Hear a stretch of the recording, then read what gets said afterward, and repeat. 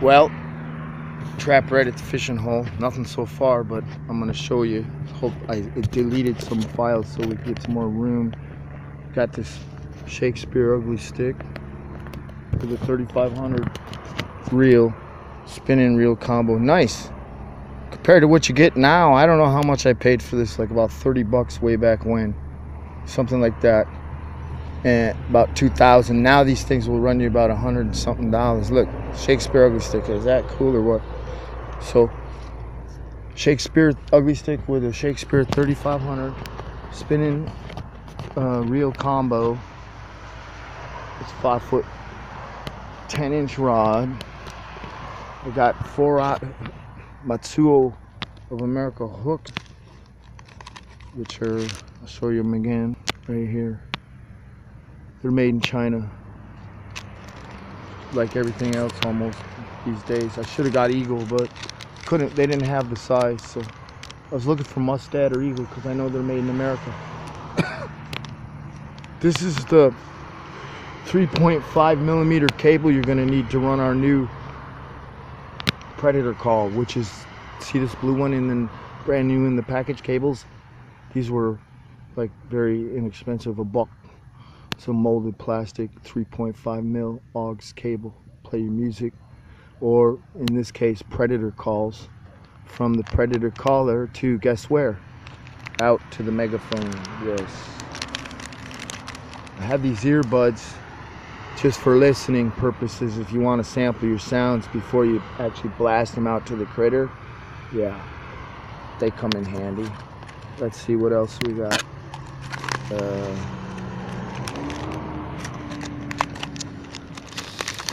I'm going to show you these Havocs.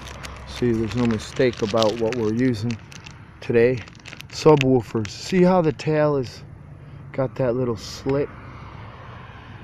Watermelon pearl is this color. I like those because they mimic, you know, they mimic real wildlife, and that's good.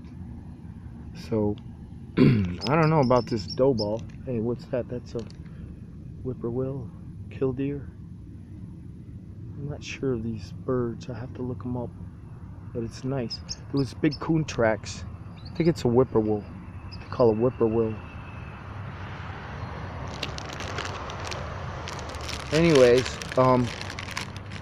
fishing's just great. See those dark spots there where the water is? Those are fish. Those are big fish. See those dark shadows? Yeah, those are big carp milling around in there. Big ones. Real big. Like, you know, 10, 12, 15 pounders. But right now, they don't appear to be hungry for any dough. The dough's getting attacked by little guys.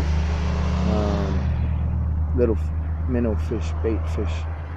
And, you know, who knows what the carp want to eat or when they're going to eat.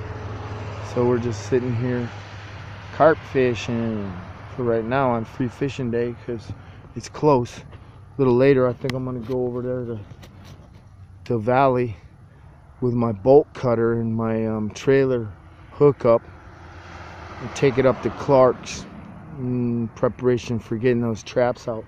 I want to find them first, and if they're there, then I can haul them out.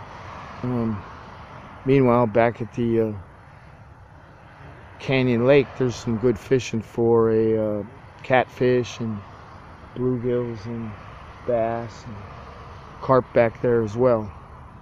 So there's a healthy amount of fish. There's channel cats.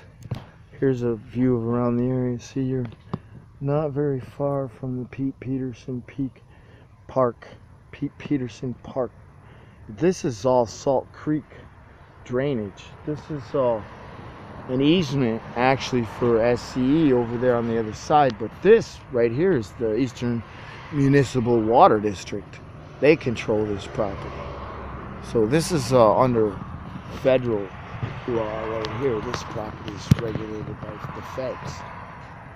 And it's a water supply into this area. It comes from over east. It flows from over east through those hills over there.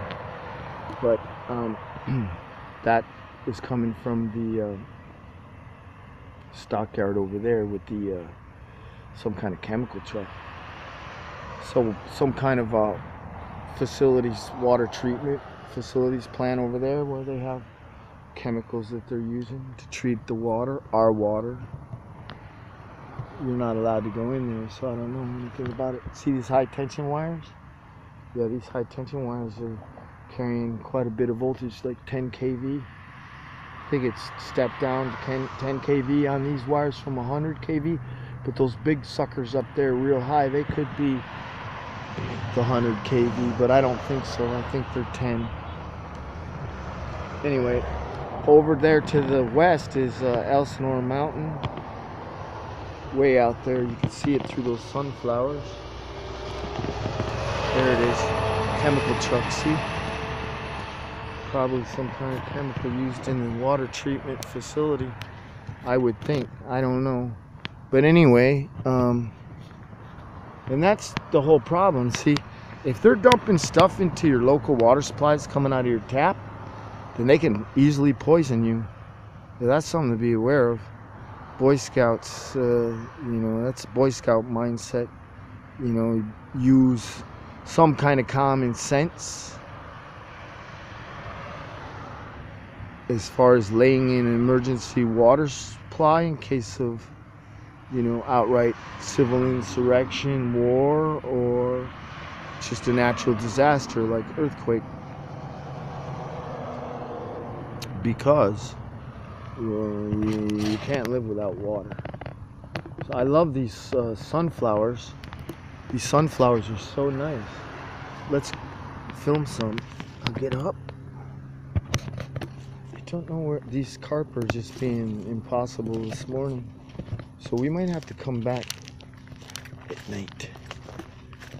Anyway, we'll have to get some other bait. See this sunflower? Is that nice or what? So you can see our bait. We'll do the art, kind of an art film. Here's the sunflowers. Here's our bait. Oh, there's a dragonfly. Now there's some big coon down here too.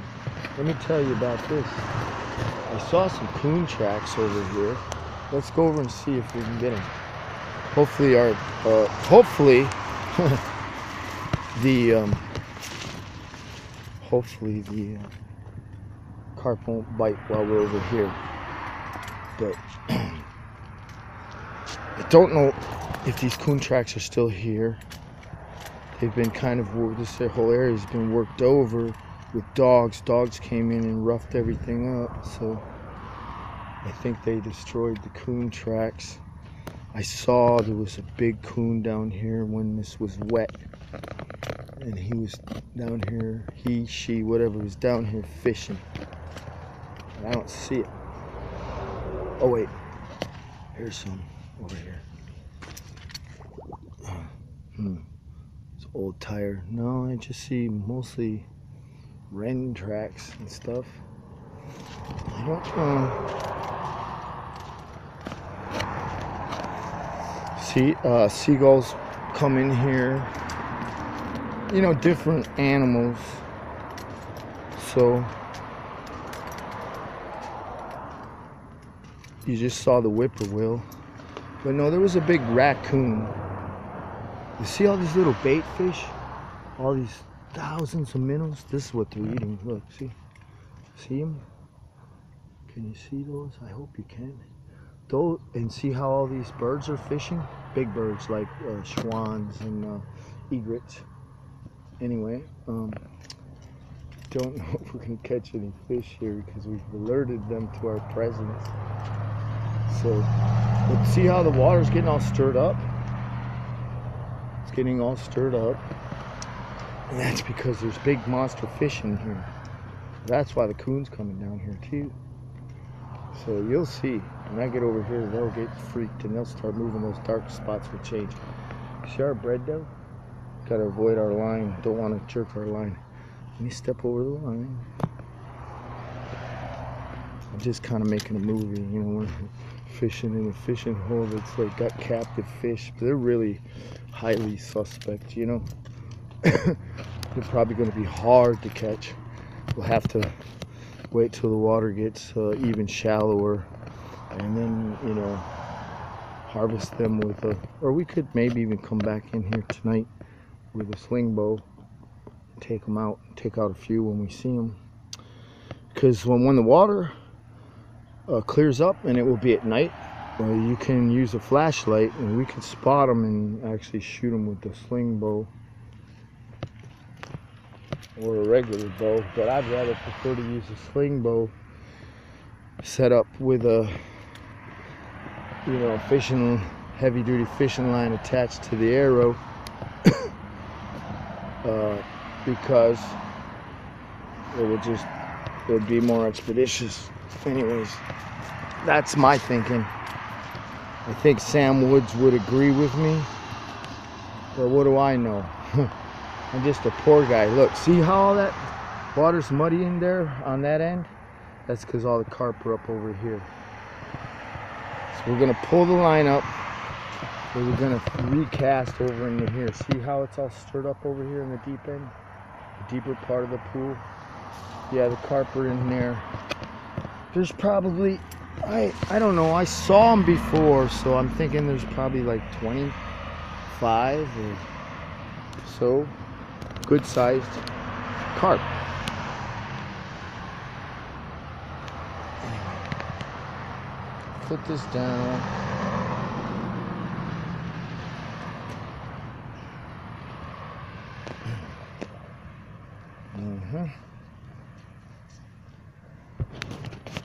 Put that down and put this in here, and hopefully we can get you some kind of movie going still while I'm talking.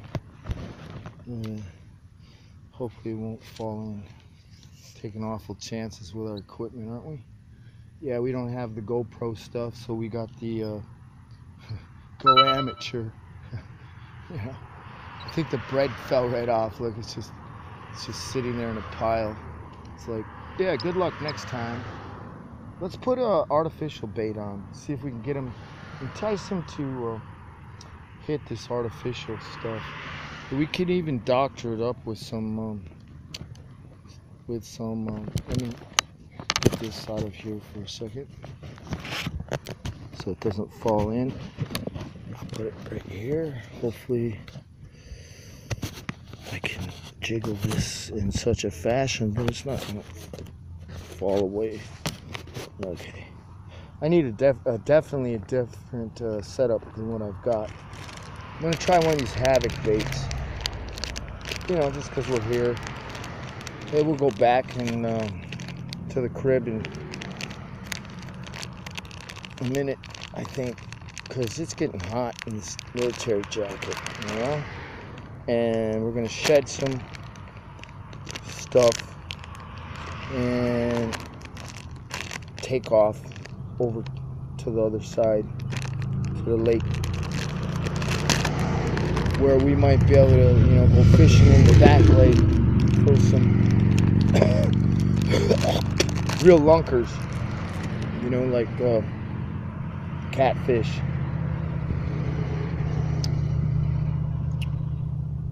Okay, I'm gonna take this bait. I'm gonna try to run this hook through it in such a fashion that it comes out something like this, so it looks real. I'm gonna put it through the nose, straight through. See the eye thing?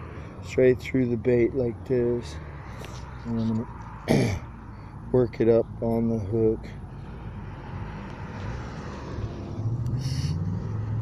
Slowly, you know, you got all the time in the world to do it, so work it up so it doesn't poke out on it's coming out. I want it to come out a bit more symmetrical, so just work it slowly, and you can leave a little part off the face, you know. But if you bury the hook so that the barb is just barely sticking out, you probably have to do